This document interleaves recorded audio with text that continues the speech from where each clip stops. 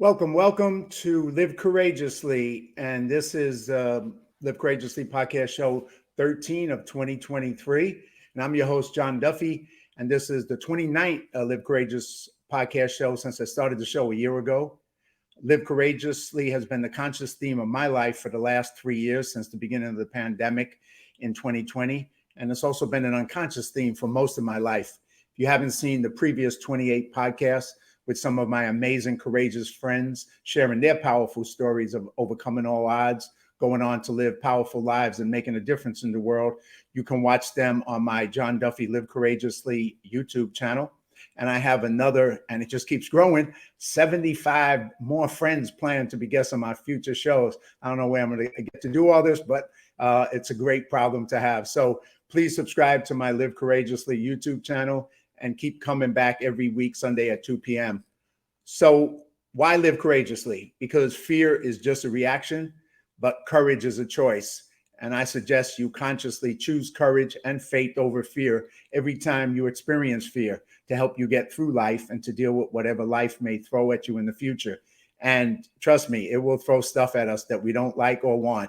So today, my guest is very special, Dr. Trina Clayeux. Dr. Trina is Given Hours CEO, and during her first year, she led the board of directors and the staff to reinvigorate the organization and better reflect its mission, its expertise, and its vision for the future by developing a 3-year strategic plan, the impact of which will be felt by the communities they serve as they continue to transform the landscape of mental health. Before joining Given Hour, Trina was Chief Operation Officer for Social Impact nonprofit organizations addressing the educational, the social-emotional, and affordable housing disparities across low-wealth communities. She also served as a director and an assistant dean for both the K-12 and community college systems.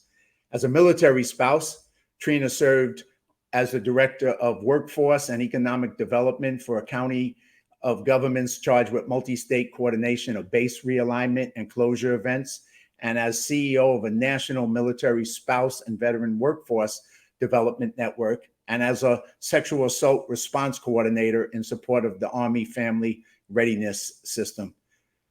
Trina earned a doctorate in leadership studies from Gonzaga University, along with certificate in change management, lean process improvement, and program evaluation. Her master's degree in public administration is from Portland State University, and she has been recognized by the National Association of Development Boards for Innovation and received the Salin Award for Leadership Excellence from Spokane Community College and the Nonprofit of the Year Award from the Chase Foundation. Additionally, Trina has presented at conferences related to human-centered design, trauma-informed practices, and a replication model serving vulnerable populations. In her downtime, what downtime? Trina enjoys athletic activities and completed a full Ironman, 2 half Ironmans, and hundreds of running events. She remains active with her husband and retired veteran of 26 years and 2 children. Wow. Greetings and welcome to Dr. Trina. How are you doing? Hi, I am doing great. Thank you. It's great to see you again. Wow, just reading that, I feel like such a slacker. Really? And I just think, oh my God, this sounds like so governmental. It sounds not really, exciting but there's a lot there. Well, there is all that, but at the same time, when we get into it and what you do and what your organization in particular, Given Hour, does, it's going to get off of the governmental and into really the practical and the service that's being provided, which I think is pretty amazing. But yeah, I mean, we're going to get into some of all those things that we just talked about. But wow, I'm just like feeling like that's an amazing amount of stuff you've accomplished. So congrats to you for doing all that. Thank you. Now, I always start off the show with 2 questions. And most of the people, up until now, with the exception of one guest, has been people I've met in person in real life, not just, through the show or through social media. So my first question is, how did we meet? And your take on it, my take, and we'll go into that, and then we'll go to the second one. Oh my gosh, we met pretty recently. So we met officially in January, and we were both at Eric Christensen, the creator of Unmasking Hope. We were at his premiere in LA, And I had invited Jeff Daly, who I had only met through his show. So I had never met him in person, but he happened to be nearby. And we were trying to link up ahead of this just to have coffee or something. Eventually I was like, well, why don't you just come to the premiere? And then, of course, you know, he's got a giant personality. So he shows up in all of his Jeffness. And Yes, he sees, yes. he sees you. And it was just, I mean, it was so clear that you two have a history there and a lot of love for each other. But all of a sudden, everything else just dissolved. And I was like, this is the spot I want to be, is between the two of you having these conversations and watching you two really riff off of each other, you know, so much like energy, you know, ribbing each other about stuff. But there was so much love. And then we'll watch both of you just kind of work so many people there in how you engage with folks. And it really meant a lot. There's a number of veterans who were there, unrelated to both of you, or maybe knew you in some different capacities, but really sought both of you out in different ways to feel a connection. And it was just amazing how much you saw them and spent time and were really intentional. And so right then, you know, when you meet people and you're just like, somebody's got the right energy for your life, and both of you were that person for me. Well, you know, I just echo that. It was like, you know, it was funny how it all kind of connected. And I always kind of say it's obviously somebody's had a bigger plan for this than me, but and who that may be is God. But, you know, we got there and it was like, I came to support Eric, who I'd seen one of his previous movies, and he did not know that I was coming. So, you know, I surprised him, which was very cool. And then I come in, I didn't know Jeff was going to be there, and he's the commander of the American Legion. Yep. And like you said, he had you on his podcast show, American Legion podcast show. And then we just, you know, he introduced me to you, and then we just started having fun together, the three of us. Right. And it was such and then he started giving me a hard time that I haven't had him on my podcast show. So, you know, so that started us. And then, of course, I have now had him on the podcast show, but then you also, having met you and what you do, and you got up and spoke at the program on Unmasking Hope, and your organization was a big part of supporting Eric with his dealing with trauma documentary that he made. It's on PBS. So I got a chance to get to know a little bit about you by watching you in action and what your organization does. So I was like, okay, I got to have her on my show. And of course, you know, that led to you coming and being here. And then it's kind of funny because the other week I just interviewed a veteran friend of mine who is also a member of Post 43 in Hollywood, Nicholas Comier III. And he's an Air Force vet, and he just ran his 4th marathon. So it's like, you running Ironmans, he's running marathons. I'm more than a slacker now, you know. But so, and then he told me that he had gotten service because he was homeless for a while and he was dealing with some trauma issues, and he got therapy service from Give an Hour. And so that was, you know, so it just all circle around, you know. Out of nowhere, we all connected, and we all connected through this. So I'm honored and glad to have you on the show. The second question I always ask, and I think you're an example of it in many levels in service particularly, but what does Live Courageously mean to you, since that's the theme of the show? Yeah, absolutely. Well, I mean, obviously you've curated this, you know, so much, because I think that you really nailed it, is really addressing and leaning into fear and things that we put in our own way, and really choosing something different. And so I think choosing the other side of that, and how each of us navigates getting on the other side of fear, because that's really, you know, and a friend of mine had always said this, so that's where abundance is, right? And so when you stay on this side of fear, you're holding your life small, and you're holding it tight, and you're holding it very safely, but you're missing out on just everything that's big and exciting and challenging that's on the other side of it. And so I think that, you know, in different ways, we're all addressing our fears in trying to figure out how to do it in a way that does feel authentic. And I know that's such an overused word now, but when it's your journey, no one else can tell you how to do it. No one else can tell you how to get on the other side. You can hear and get ideas and advice, but you're going to have to be the one who puts the action behind it. 100%. I'm going to put something up from a good friend of ours, a little Jeff Daly. Oh, Lord, Jeff's here. So, yes, Jeff's in the house. Uh-oh, we got to be careful now. I'm so glad that he doesn't have you don't have a call-in function. I think that would be calling. Yes. Well, we may have to do a show with all three of us. I I think that's know. coming down the road. But just to kind of your journey. I mean, you've done, like I said, so many amazing things, and you started out. You know, you have so much education behind you, and then you went into the nonprofit world. Tell us a little bit about that journey Right. as to becoming Dr. Trina, and what took you into that path and why, and then share that with us and a little bit of the personal before we get into some of what you do. Yeah. And I wish I had like this really interesting, like, oh, everything was just so laid out. And then I just followed this path. But I will say, generally, even in the face of like having an easy path and a hard path, for some reason, I will always seem to choose the hardest path. I'm not quite sure why. I'm sure I'll be working that out for, this next chapter of my life. But kind of my early on, I grew up in northern Idaho, so don't know where that is. That's okay, but it's cold there. It's beautiful. It's outdoors, but it's a little isolated, to say the least.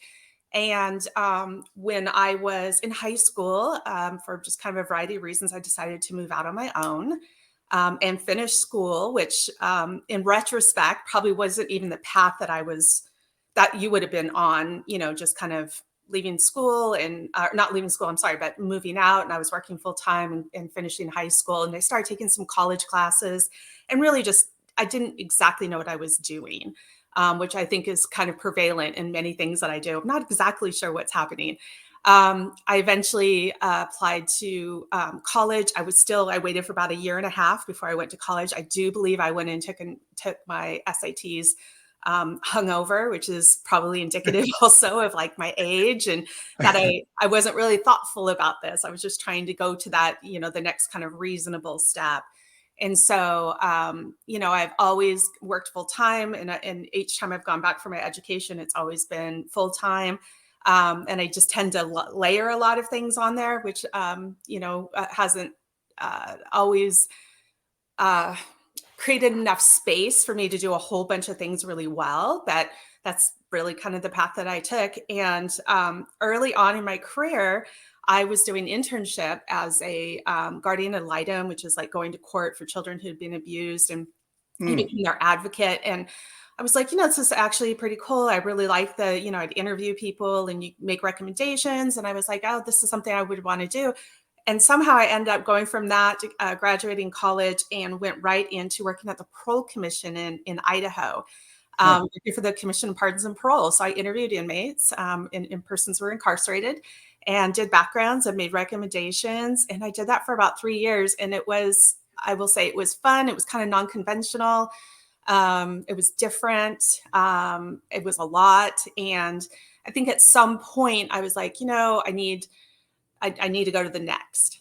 And so I headed back to school. That seemed to be my default. Again, didn't know what I was doing. Neither of my parents went to college. So, it was like really trying to navigate a system that I really just didn't know that much about. So someone had told me about public administration. I swear to God, even at the time I signed up, I didn't know what it was. So I was like, sounds like a great degree. So I was probably even 3/4 through my degree, and I'm still like trying to figure out exactly what this is. But it's basically being like a CEO of government. And so I was doing that. I actually went and worked at the Parole Commission, or not the Parole Commission, the Liquor Control Commission. So I was an undercover liquor officer in the state of Oregon. Wow. I know, I was one of 4. You kind of think I had this impression of like all undercover liquor folks were, like 50s, divorced 15 times, and there was the 4 of us. It was 3 women and a gentleman out of Orange County, California, who used to be a police officer. And that's what we did. So at nighttime, I did undercover liquor. Daytime, I was in college. And then I went back to corrections, which is crazy, as an internal affairs investigator. And I did. Stop there for a second, and we're going to come back to internal affairs. Yeah. That's just another fascinating thing about you, obviously. So doing undercover liquor, what does that mean?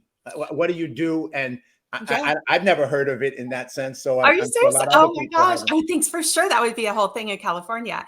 So you work for the state. And so the Right. state actually has an enforcement side. And so you spend a lot of time. So you go to bars and restaurants, which are all regulated by the State Liquor Commission. Right. And you do, some people in the office, their job was to be like out there and be educators and, help people with like over service and neighborhood livability. And we monitored like minor entertainers and adult entertainers for like escorting on the side, which is illegal, and drug activity and gang violence and neighborhood livability. So those are all enforceable parts of this. And so that's what we did. So we did, like spring break, I'm on the coast.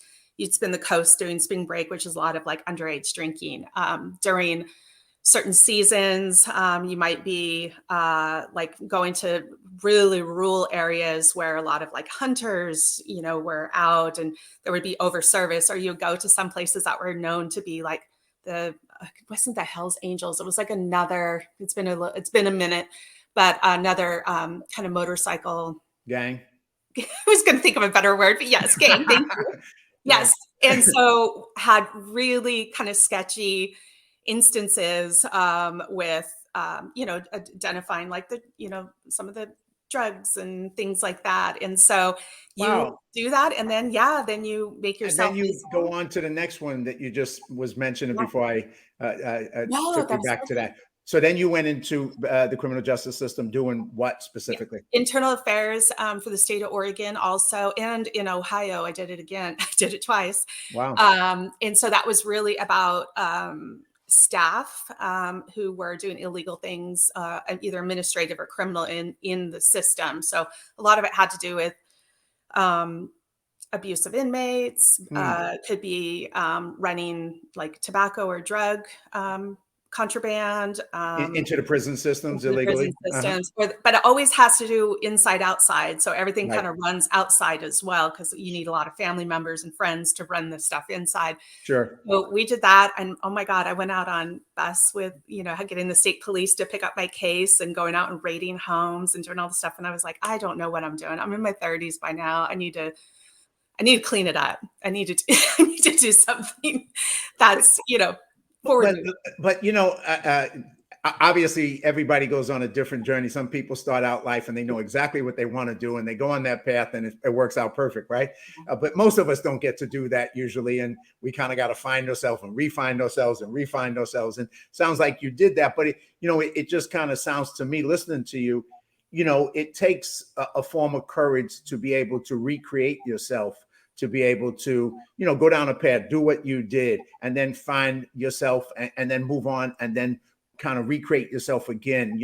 I mean, that's a form of not staying in a comfort zone, but keep moving forward towards something, even if you don't know what that something is, but you're moving forward, you're taking steps, you're taking action. And in that form, it is courageous. So keep going with that. But I just, in hearing it, I hear that in you. Oh, I appreciate that, because it's I think it's when you don't set out a path that you're just following, trying to go linear. And I think you're right. Very few people have a linear path. I don't think I could see what the next. I just know there's a next every time. So Right. I do something and then I'm like, oh, there's got to be something different or something more to this. And so, a lot of my work, even just past that, had to do with working with individuals who are generally at the margins for whatever reason. So I've done workforce development, which was working at the colleges, which was a blast, but it wasn't the traditional student that comes in that's, working on a 2-year degree to transfer. It was individuals who are coming in, maybe this, education hadn't worked out for them. Working at career and technical programs, so getting people into kind of quicker programs that'll get them out into a livable wage job. And so it wasn't just, and a lot of times those were adults, they've already had some life behind them. So it wasn't just looking at traditional college students. And I loved it. That works its way into a job that I had also in Spokane when I was on the West Coast. And I ran an education and workforce center for young adults, so 16 to 24. And these are push out, fade out, kick out young adults. And when I got there, we had like 22. I think that was our top enrollment. And when I left 4 years later, we had over 700. Wow. And it was word of mouth, and it was an education program. It was to get your GED, but we were also did everything else. And oh my God, it was on fire. Like sometimes it was literally on fire. And we had great work with like the police and with the schools and with the community and with business. And it was hard at times to keep it contained. There was a lot of gang activity and a lot of, violence that our young people went through. I think since I've left, there's like 13, 14 young people who've passed away Wow. for various things. And so, it was really serious. And when you had a good group of staff, you had a great thing. And we really just changed it. We tried to do it really different and be really young people led. And we always had like 2 rules. When I got there, we had like 75 rules. It was awful. And when we worked with the young people, and the 2 rules ended up being don't be a jackass and don't smoke weed here, because we had funders come. And sometimes people would have like half of the rule for the day. Somebody couldn't, other people can't do either of them, But we never suspended. We were trying not to kick, young people out. It was always just like, okay, so you just got in a fight in the parking lot. Can you go to math class? Like, let's just get back into it and kind of do the thing. And I really felt like it was successful. Again,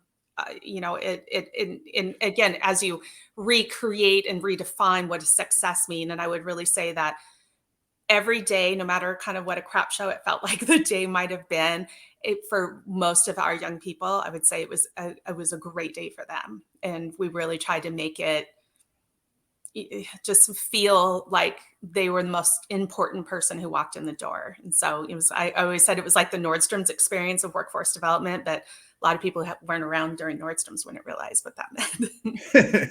Well, I identify with 2 things. One, with you, because obvious, like you're talking like finding your path. I mean, I say I'm on my 7th lifetime, and I've had 6 others, and I think I'm hoping to get 2 more because I want to have as much as a cat. But I've kind of gone through, all kinds of things, because I never knew what I was, when I first, I was a high school dropout at 15. My goal was to survive. That was my goal, survival. And then from survival, it went further and further, and I kept moving forward. But so I, related to that. And then at one point when I moved to California in the 90s, I worked as a counselor with runaway kids in Hollywood for 2 years in a program. And I also worked as an overnight counselor with mentally ill patients. So I kind of had a lot of, and the counseling with the kids was awesome. And, being able to take my growing up in a poor neighborhood, a ghetto, being able to take that and just kind of inspire others kind of became a part of my life. And I took it into what I do today and speaking and film and all that. But I had the counseling part of it too. And, doing service is such a great thing. And that's why your organization, and we'll talk about all the layers of what Give an Hour does service wise, and then how people can get involved. But, it's just so important for people to realize no matter what amount of service you can do, even if it's a little bit, it's a blessing to yourself as well as others. You get so much out of it. So if you can find a way to do it, and your organization is one fantastic way for people to get involved, and we'll get into that. But, so you'll keep going with your journey, because there's so much there. And then we're going to pivot in a few minutes to Give an Hour so we can spend some time.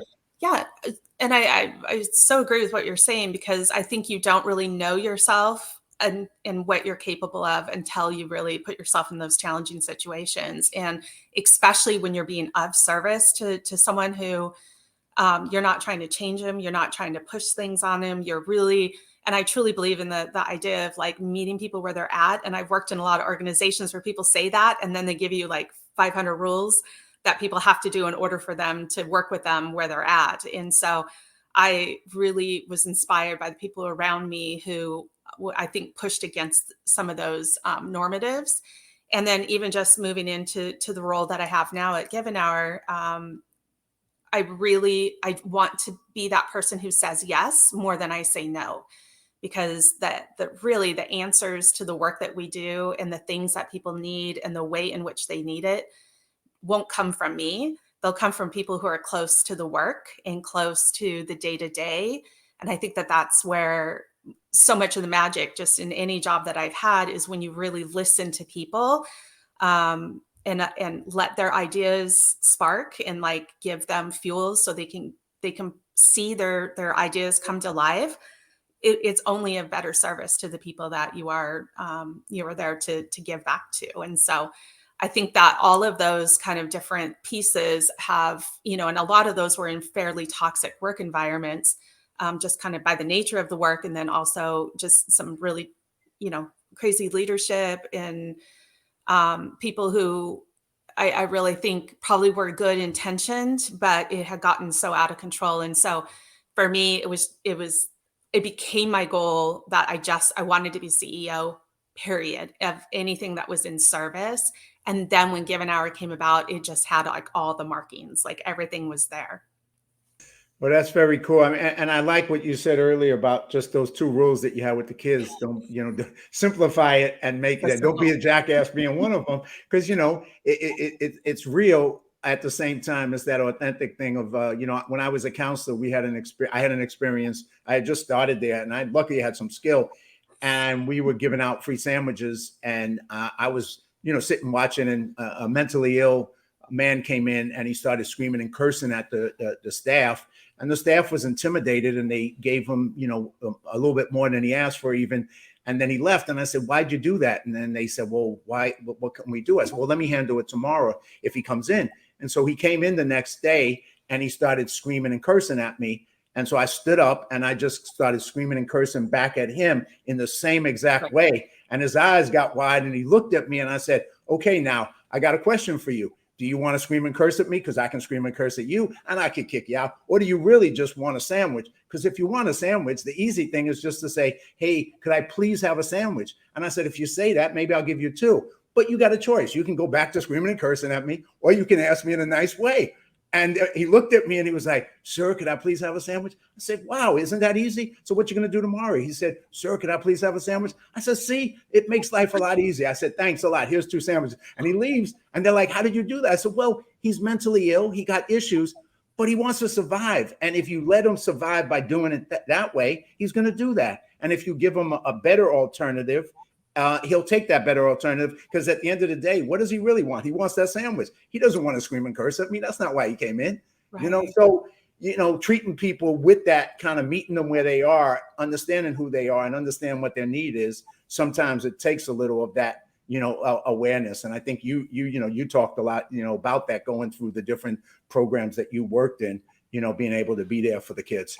Yeah. It's so amazing because, I mean, you kept it intact too. You kept someone's dignity intact. You're not trying to take from them and make this about you kind of overtaking, or, like a power play for somebody who's not even in the power position. And Exactly. so to have that much self-awareness, though, because I do know, those can be pretty emotionally charging moments. Oh yeah. Yeah.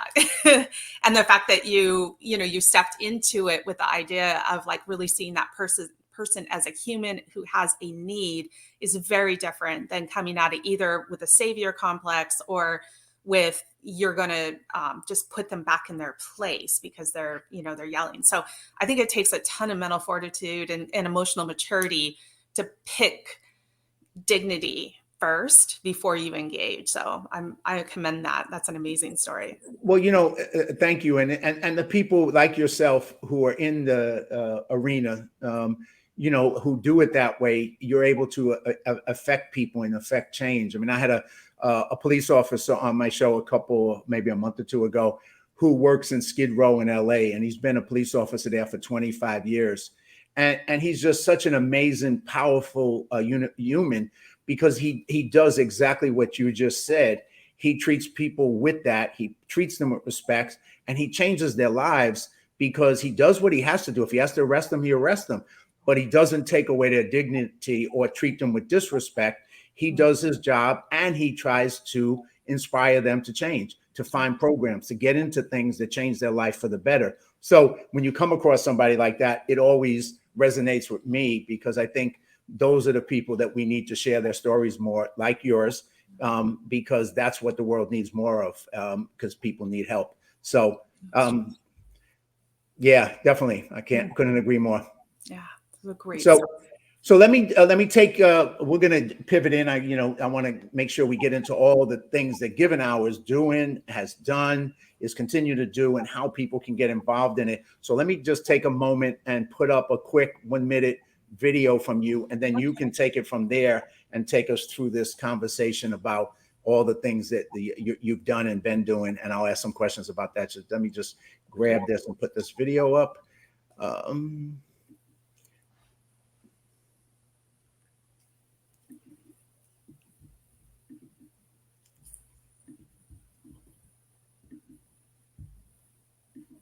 Give an Hour is a national nonprofit that provides access to mental health care across the nation.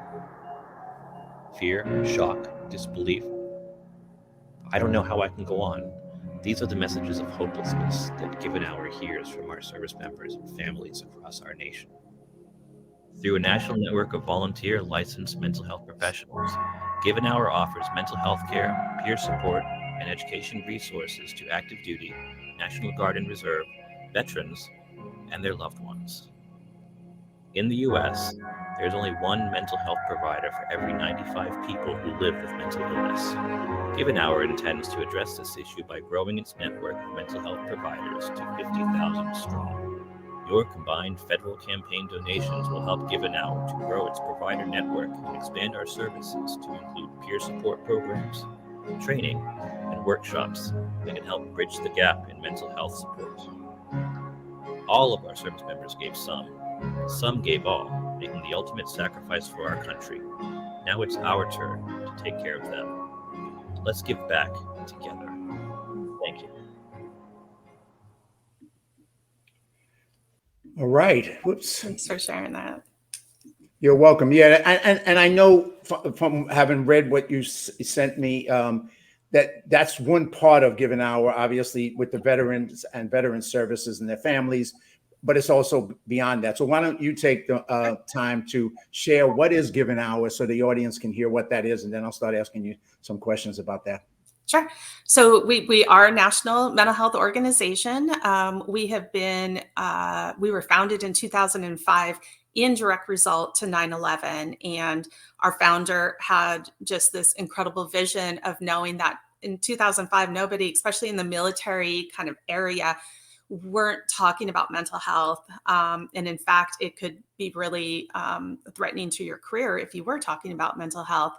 And so it was really founded on bringing together a national network of licensed mental health providers who would give an hour, so donate an hour of their time to a service member, a veteran, or their loved one.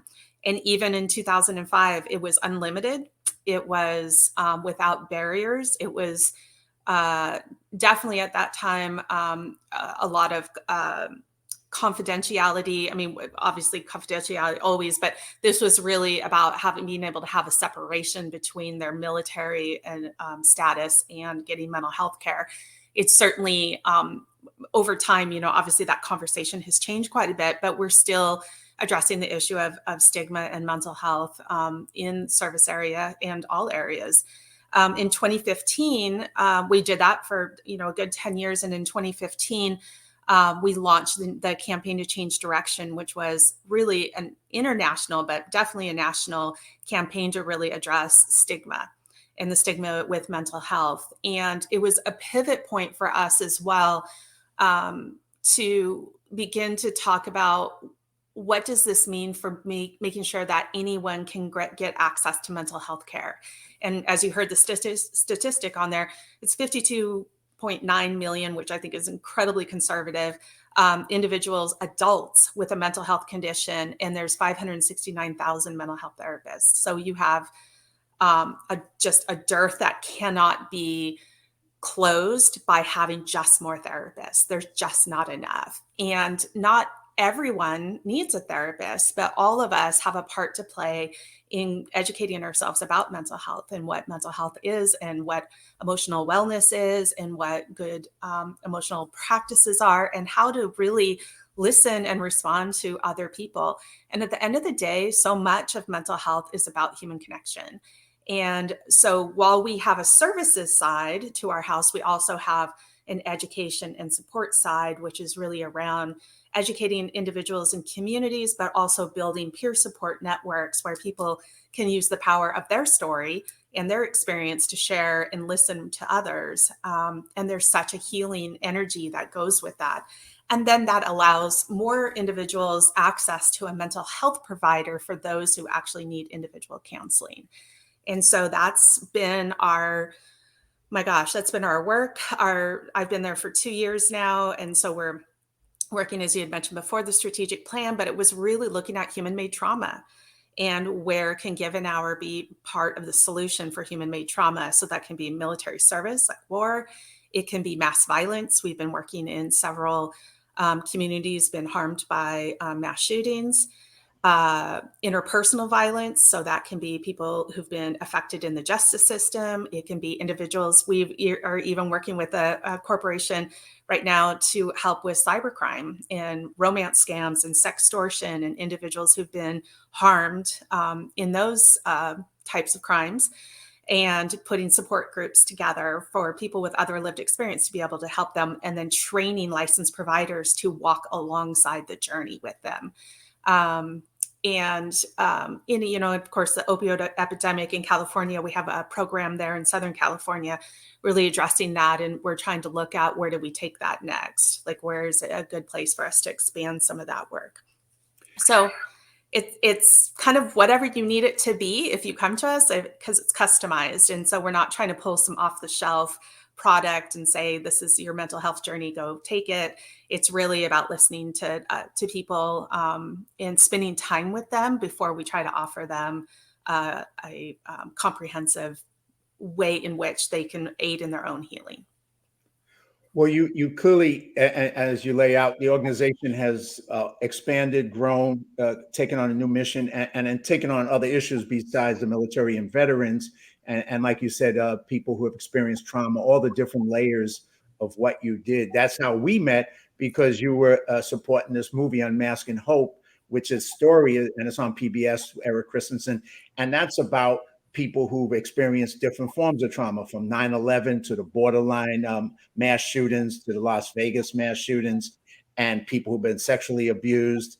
And all those issues kind of come together in that documentary. And you supported that, your organization, Given Hour, but you do that in other capacities as well. So now, like you said, with you've taken on all these new things. What is, in your opinion, now you've been here with 2 years, and you've been in, I would think personally, 2 of the hardest years in the sense, or because the pandemic and the lockdowns and the lack of social connection seems to have created more mental illness in the population, because as people gotten more isolated, whatever problems they may have had before have now kind of intensified, unfortunately. So people tend to need more help now, maybe even than 2 years ago or 3 years ago. It's, on so many levels. So what's your experience with that? How do you see the landscape today in mental health in general, and then what you're doing to address it? Yeah. Boy, it's layered, isn't it? It is. I think we've noticed kind of a combination between more people coming and less people coming in some ways, because I think for some, stigma has been addressed in how they were experiencing mental health, let's say pre-pandemic. And then certainly there's just been a lot more conversation and a lot more openness to have those conversations. And then I do think there's segments of the society that, for a variety of reasons, there is additional stigma associated with it. We know, like, our SOF community or special forces community sometimes tends to be heightened levels of stigma that go with that. Certain cultures, there's heightened stigma. We've been working with individuals who are military and veterans who are working with Afghan resettlers. And we know that that's been layered, and we've been helping in providing really customized mental health support for the helpers.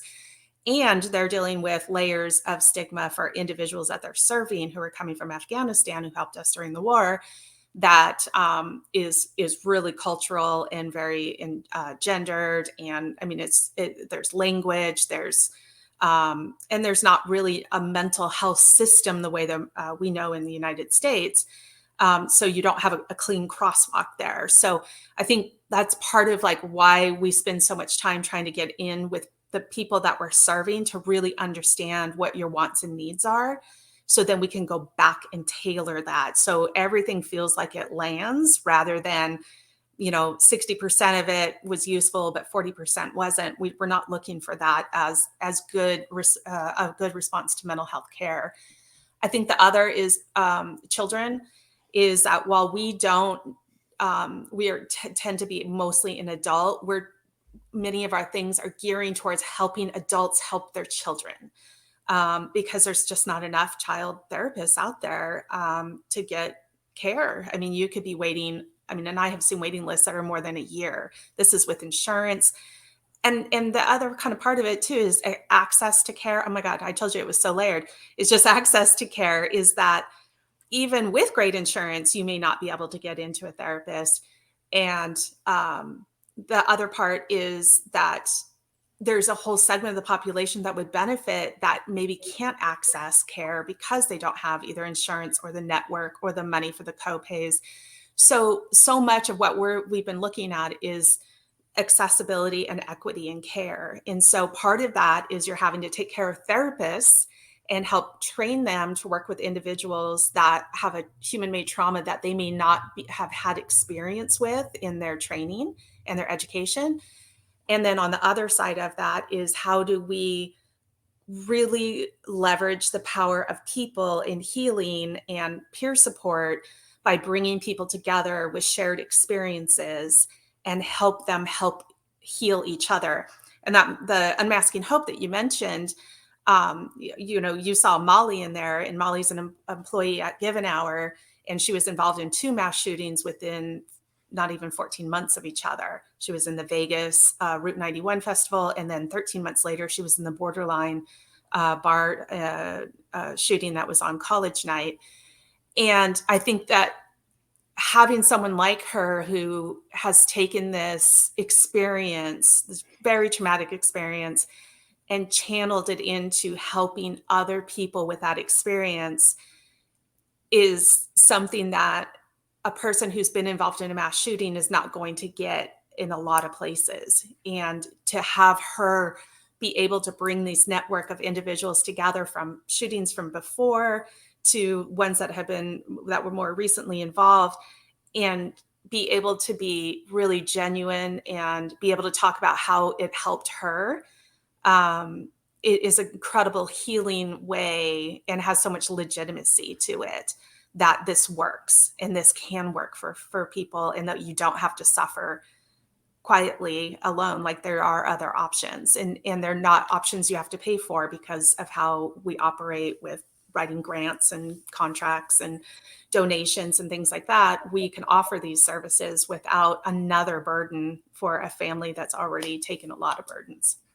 And that's just one example. Well, I watching, as powerful as the movie Unmasking Hope was, and it was very powerful on so many levels, but was even more powerful for me and maybe for other people in the audience, was having the Q&A after the movie and listening to people like Molly and listening to people share of that journey from trauma through recovery, through continuing to recover and building the resilience to get through. And each one of them had unique stories with unique forms of trauma that was caused by different types of situations. But all of them, it was just so powerful to hear it in person. And I think, it just lets people know that, it gives people hope. I mean, I think that's one of the things that came out of it. And I think, you hear it and you realize that people need, especially people who've been through trauma, need a message of hope. They need something that can give them that strength. And that's what you're doing with that particular partnership, but also with the other partnerships that a Given Hour is doing as well. I'm going to just put up Jeff's comment here. He said, Molly and her story touched my soul. What resilience she has, and the Given Hour services are greatly enhanced by that perspective. Powerful is exactly correct. Thank you, Jeff. Absolutely. Yeah. And I think that you really felt that each of those individuals were accessible to someone else. And I watched it in the room. There were so many people who the stories that were told really sparked their ability to say, oh, by the way, I had been sexually assaulted, or I had this experience. And I know after the premiere and even after the Q&A, people were still coming up and offering a connection to that. And that's why, stories and people being able to share their stories and people feeling heard in a support way is so therapeutic. Because so often you do feel alone. You feel like you're the only one, and the feelings that you're feeling aren't natural or normal. And then when you hear from someone else who's like, oh my God, this is how I experienced it, all of a sudden you're like, oh geez, I didn't know that would happen to someone else. And the California one was so different too, because it was place-based in, the incident was in Vegas, but so many people affected lived in California. So they were really far removed from traditional services and supports. Right. And so that's, again, some of those layers of complexity that goes with it. But what I really love about this is coming with like curiosity, coming with, not with the answers. Like we have the experts, we've got therapists and they are experts and they are amazing, but we're not coming with the answer. We're coming with the questions, and we're coming with listening, and then asking like, is this what you want and need? Is this how? And then really checking with people as we're doing it. And I think having that combination is what, for folks like Molly, as an example, it worked because she had a big voice in her own recovery, in her healing, and still does. No, absolutely. And just want to agree and echo, listening to people and really listening to them is so powerful, because and not always feeling like, well, here's the answer. Let me tell you what the answer is, because that's not what, in general, in life, people need that. But, after trauma is even less so, that you need somebody who knows everything to tell you the answer, but you need to go through the process, and you need people to listen to you and understand you and what you're feeling uniquely, because it's a unique experience you're having. And if you can build that rapport and that understanding, then you're going to be able to build a relationship that's going to help that person go through that journey together. So yeah, I say 100% agree. Just volunteer opportunities, and we'll come back maybe depending on time a little bit more, but I want to make sure we get this in. I know I saw 3 levels of ways people can volunteer: both mental health professionals, their ability to volunteer, corporate advocates and people with corporations in partnership with Give an Hour, and then what you call wellness ambassadors. And then I think there may even be another one just called ambassadors. Right. But if you could just take people through that, how they're going to volunteer. At the end, I'll put up the contact information. But if you can explain how, depending on who people are, if they're therapists, or if they've got a corporation, or if they got an organization like the American Legion to connect with you, what are the ways that everybody can connect with Give an Hour and be part of this, even down to the level of an individual given an hour? Given an hour. Absolutely. So providers is one. So we do have a goal of growing our provider network to 50,000. Which is 10%. So I mentioned before, 569,000 therapists. So we're really looking at holding 10% of that market in being accessible to individuals who need individual therapy. Those tend to be our military members, veterans, and loved ones. And then we also have some, kind of one-offs where somebody might be involved in another kind of incident where we would lean into that network. But in turn, we give back to those providers. Last year, we did 17 trainings for those providers based on what they told us they wanted. And so it was really responsive. It was like, we would love to hear from this subject matter expert or this author. And so we would bring those individuals in. And then we also do continuing education credits. And for therapists, especially private practice, those sometimes are gold. So we actually underwrite those with grants, and allow them to earn their continuing education credits through us. So we do try to give back. And then we have opportunities for contracts of teaching and training when we have individuals and corporations come to us looking for psychoeducation training for their organization. So multiple opportunities for our providers. We do try to pour a lot back into them. Our other is corporate partners, which is always an amazing lockstep. So individuals who have a mission that they're interested in mental health, they may have a particular population that they're interested in, or just the way in which that we're offering and operating mental health services. And so that often is like a side-by-side. Sometimes they run fundraisers internally and do a company match. Sometimes they're on our boards and advisories, helping us like make sure that we're taking into account what's happening kind of out in the world, and making sure that we're being reflective of that, whether it's workplace wellness and mental health, or individuals, businesses who've had employees who've been affected by human-made trauma. And, but I will say the companies that have walked alongside of us, and, I can name a number of them that are, national companies, and then also local kind of more mom and pop who really want to be part of a solution. And, we fortunately keep a very low overhead. And so our money, generally, all of it is going out the door, back out for services. And so I'm really proud of the way in which we operate there as well. And then we do have wellness ambassadors, and this is just a way for anybody to get involved and really elevate your mental health EQ. And so you can become an ambassador, and we have some ideas for really mobilizing those. But they would be great for corporations who want to have more individuals on staff, because who's the first person you usually go to at work? It's usually not your supervisor, it's a colleague.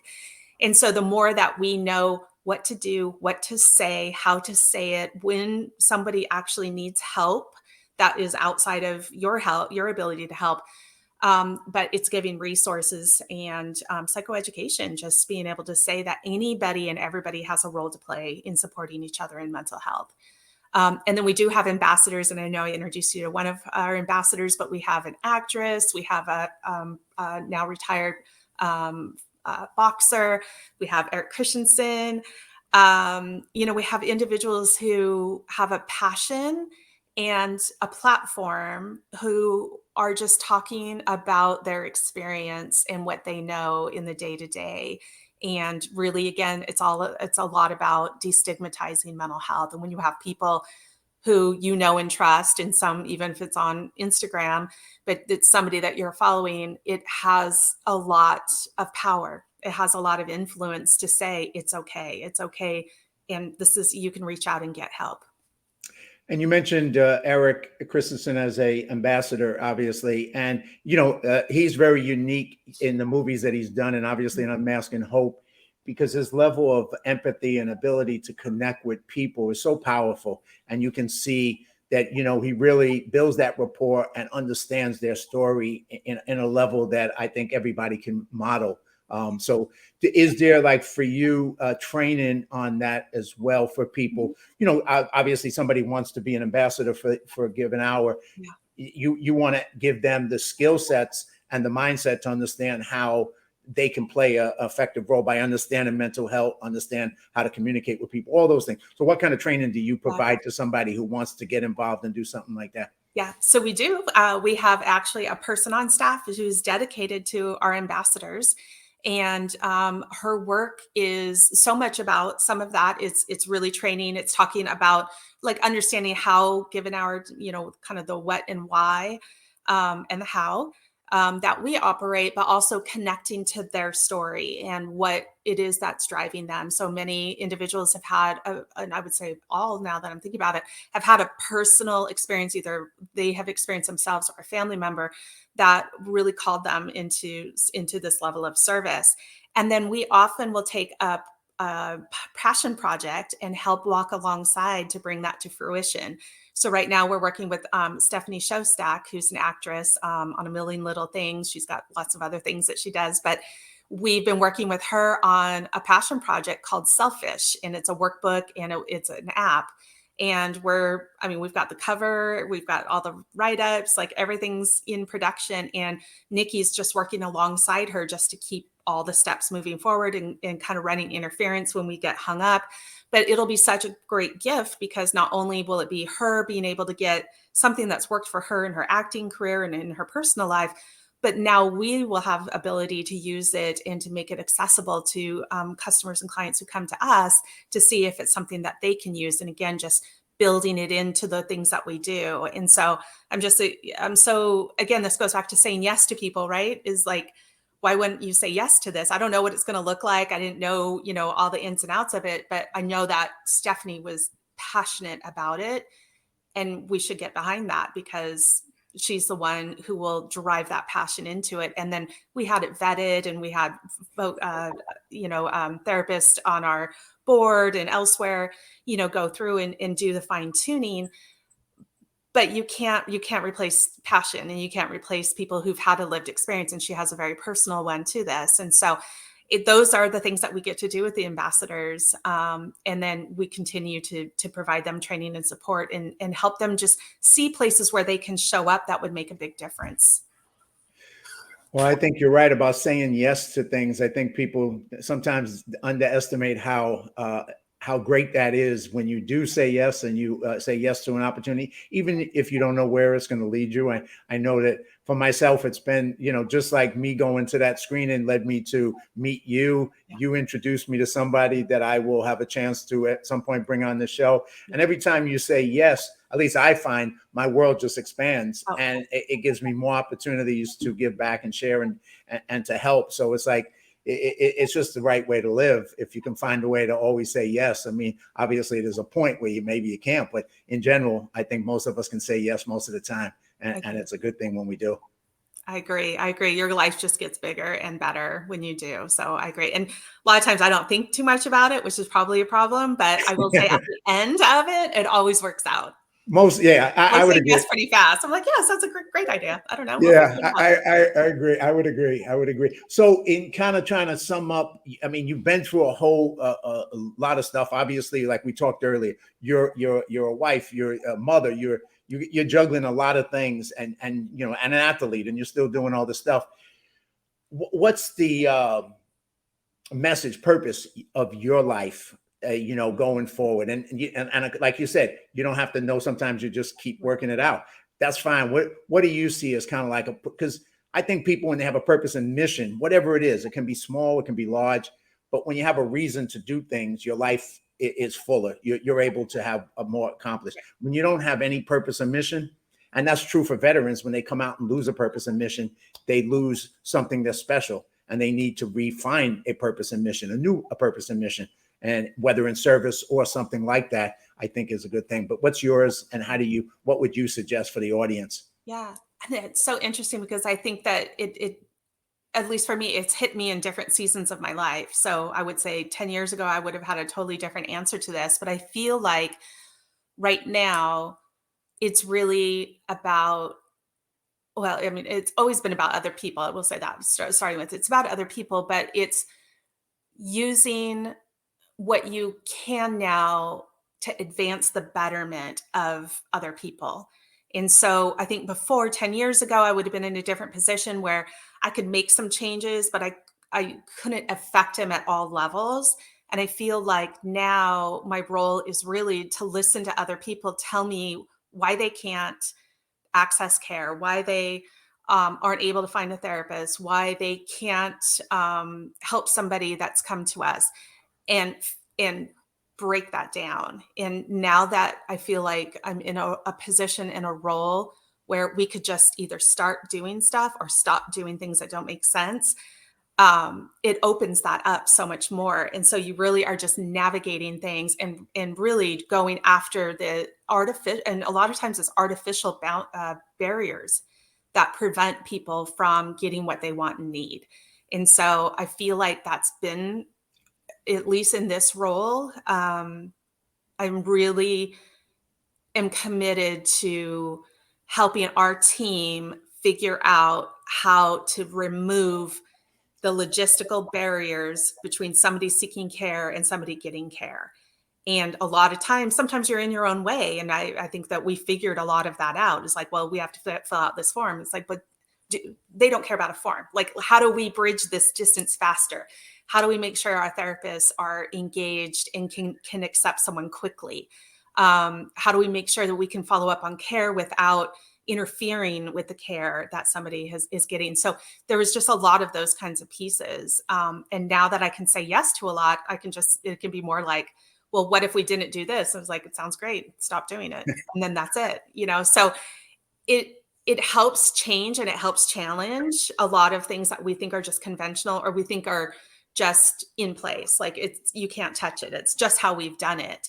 And I think that we're really undoing that. And we're saying we actually don't have to do it that way. And I think when you deeply listen to someone else, the answer's there. They have the answer. They're telling you what they want and need. And so your job is to fix that middle piece. And so to me, the details are in that gap, in that gray area where everything gets stuck. And really at this role, that has been my purpose, is to break those down so our team can do what they need to do to make sure that people are taken care of. Well, I love that because, even when I worked in as a counselor in mental health and in that field as well, but in other fields, the thing that always bothered me was bureaucracy and red tape and all the stuff that you had to do, but you really didn't have to do, and just got in the way of the bottom line, which is being of service and getting the solution and getting people helped, which, even if it means going outside the box and finding creative ways to solve it, you do. And so you're in a position now as a CEO to be able to impact that as a leader of the organization.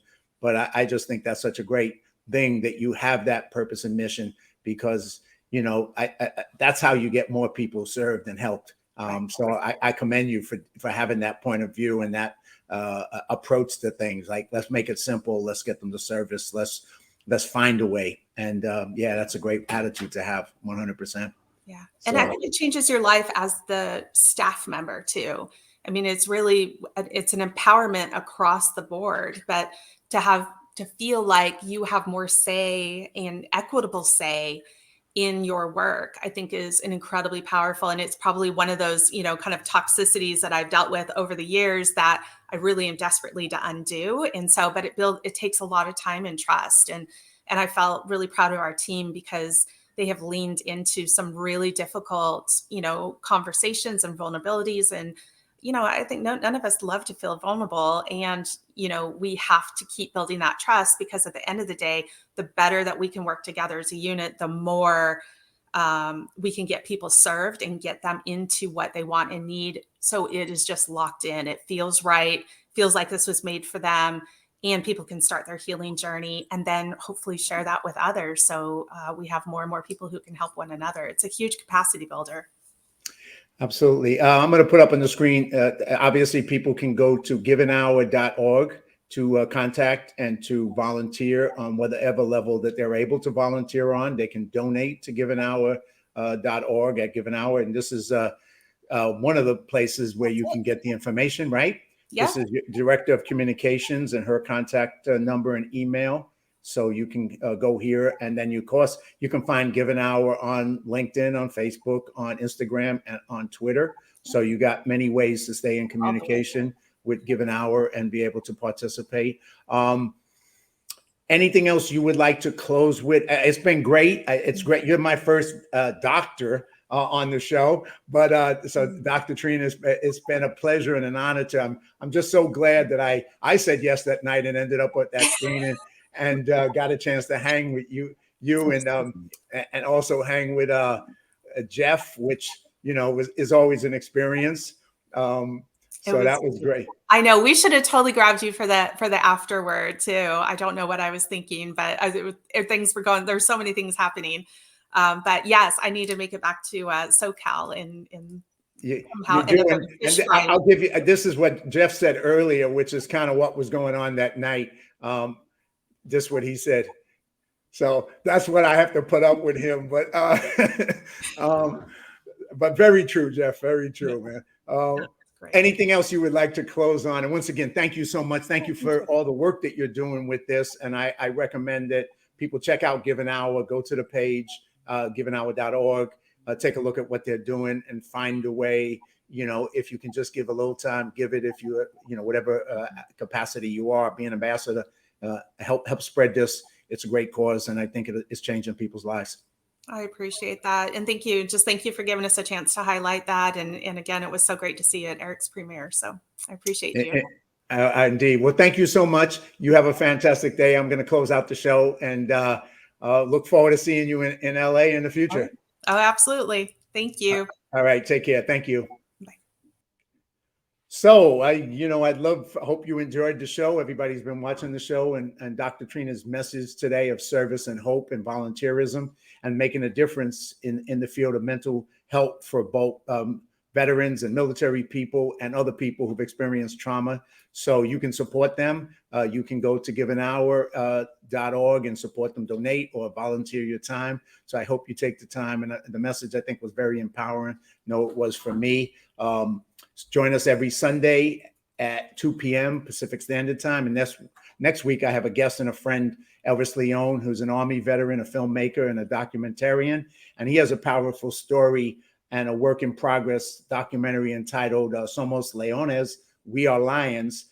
that is about a kidnapping of a family member, and it's a very powerful story. So you're just going to have to see the trailer next week. So I hope you join us. Keep on coming back every Sunday and meet the great friends that I've been blessed with. And I encourage you to choose to live courageously, make your life a masterpiece. And God bless you until next Sunday.